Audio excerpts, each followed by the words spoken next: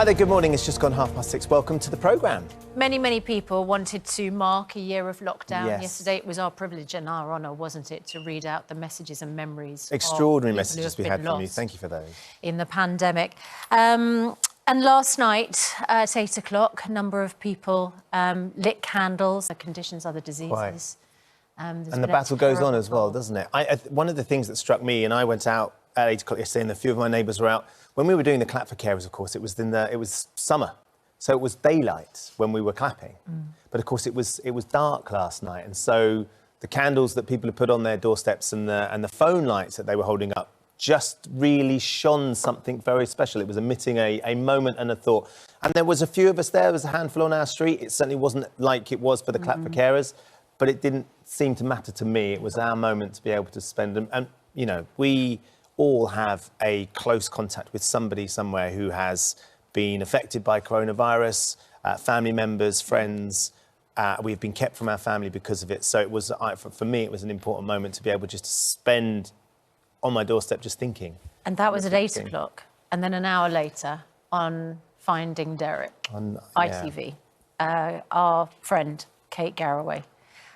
We spoke to her yesterday morning, and I know that interview moved a huge number of people.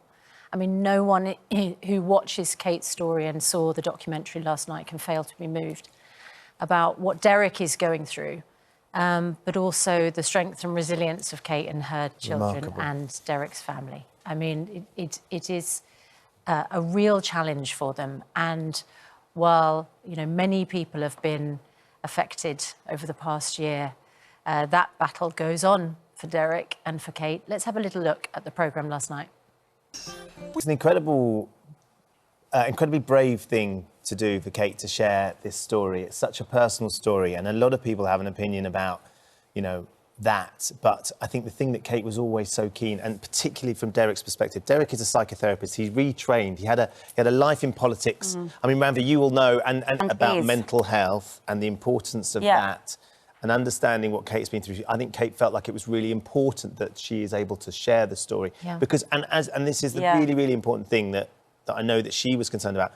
It wasn't about Kate. Obviously, the story centred around them, but she's trying to tell that story for the thousands of families up and down the country that have a family member in a similar situation. Who are suffering from long COVID or any chronic disease. And not even COVID as well. There are people that will be struggling and that are battling hard to try and find their way back to something that was a normal life. I mean, we laugh about it a lot, don't we, that Kate is just an extraordinary person in so many ways, incredibly infuriating and ridiculously disorganised and chaotic. And has more bags than anybody. You say that because yes, there is an element of chaos.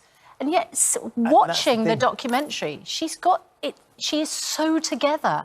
And when you think that she's juggling so many jobs... All of those balls. And also having to talk, obviously, to medics all the time about her husband. And the way that she and the children involve Derek in their family life, still via FaceTime.